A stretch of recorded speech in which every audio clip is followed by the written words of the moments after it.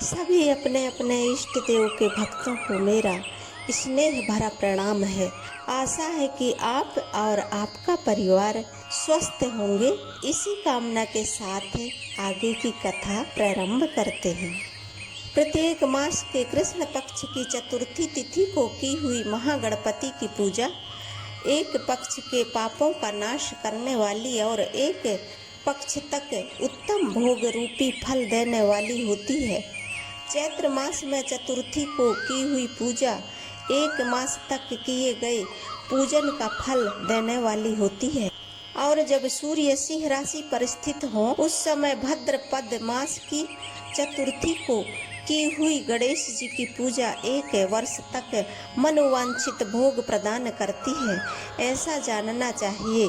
श्रावण मास के रविवार को हस्त नक्षत्र से युक्त सप्तमी तिथि को तथा माघ शुक्ल सप्तमी को भगवान सूर्य का पूजन करना चाहिए। ज्येष्ठ तथा भाद्रपद मासों के बुधवार को श्रवण नक्षत्र से युक्त द्वादशी तिथि को तथा केवल द्वादशी को भी किया गया भगवान विष्णु का पूजन अभीष्ट संपत्ति को देने वाला माना गया है। श्रावण मास में की जाने वाली श्री हरि की पूजा अभीष्ट मनोरथ और आरोग्य प्रदान करने वाली होती है। अंगों एवं उपकरणों सहित पूर्वोक्त गौ आदि 12 वस्तुओं का दान करने से जिस फल की प्राप्ति होती है उसी को द्वादशी तिथि में आराधना द्वारा श्री विष्णु की तृप्ति करके मनुष्य प्राप्त कर लेता है। जो द्वादशी तिथि को भगवान विष्णु के 12 नामों द्वारा 12 ब्राह्मणों का षोडशोपचार पूजन करता है वह उनकी प्रसन्नता प्राप्त कर लेता है। इसी प्रकार संपूर्ण देवताओं की विभिन्न 12 नामों द्वारा किया गया 12 ब्राह्मणों का पूजन उन देवताओं को प्रसन्न करने वाला होता है। कर्क की संक्रांति से युक्त श्रावण मास में नवमी तिथि को मृगशिरा नक्षत्र के योग में अंबिका का पूजन करें। वे संपूर्ण मनोवांछित भोगों और फलों को देने वाली हैं। ऐश्वर्य की इच्छा रखने वाले पुरुषों को उस दिन अवश्य उनकी पूजा करनी चाहिए। अश्विन मास के शुक्ल पक्ष की नवमी तिथि संपूर्ण अभीष्ट फलों को देने वाली है। उसी मास के कृष्ण पक्ष की चतुर्दशी को यदि रविवार पड़ा हो तो उस दिन का महत्व विशेष बढ़ जाता है। उसके साथ ही यदि आर्धा और महाआर्धा सूर्य संक्रांति से युक्त आर्धा का योग हो तो उस अवसरों पर की हुई शिव पूजा का विशेष महत्व माना गया है। माघ कृष्णा चतुर्दशी को की हुई शिव जी की पूजा संपूर्ण अभीष्ट फलों को देने वाली है।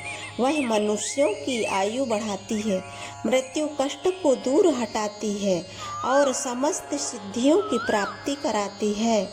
ज्येष्ठ मास में चतुर्दशी को यदि महाआर्धा का योग हो अथवा मार्गशीर्ष मास में किसी भी तिथि को यदि आर्धा नक्षत्र हो तो उस अवसर पर विभिन्न वस्तुओं की बनी हुई मूर्ति के रूप में शिव की जो 16 उपचारों से पूजा करता है उस पुण्य आत्मा के चरणों का दर्शन करना चाहिए।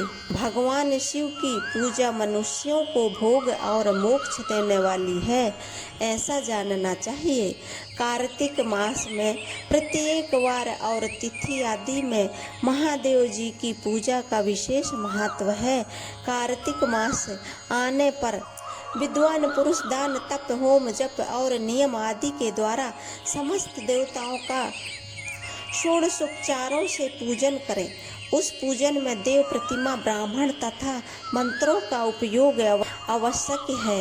ब्राह्मणों को भोजन कराने से भी वह पूजन कर्म संपन्न होता है। पूजक को चाहिए कि वह कामनाओं को त्याग कर पीड़ा रहित शांत हो, देवा आराधना में तत्पर रहे। आगे की कथा आने वाली वीडियो में सुने। आजकल नई नई बीमारियों का दौर चल रहा है। मेरा आप सभी से निवेदन है कि पानी को उबाल कर पिएं। उबला हुआ पानी पीने से किसी भी प्रकार की बीमारी नहीं होती है। यदि किसी घर में गैस चूल्हे की अधिक दिक्कत है तो धूप में पानी सुबह से शाम तक रखें, रात में ठंडा कर दिया करें। ऐसा प्रतिदिन करते रहें। मुख्य जड़ बीमारी की केवल पानी होता है। स्वस्थ रहें, खुश रहें। एक निवेदन है आप सभी से, कृपया आप सब्सक्राइब करें, शेयर करें, कमेंट करें, लाइक करें। धन्यवाद।